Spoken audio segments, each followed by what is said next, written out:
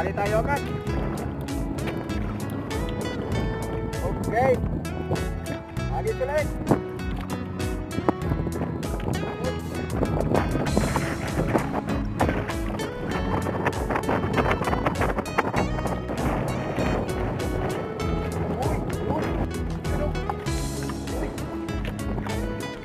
Lord, ang ganda ng kulay oh. Bakit isa to?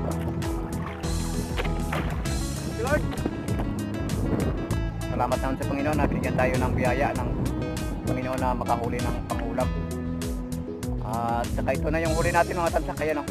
Lang talaga mga tamsak. Salamat naman at saka mayroon na tayong pangulam. So, ito yung medyo malaki oh. Yan oh.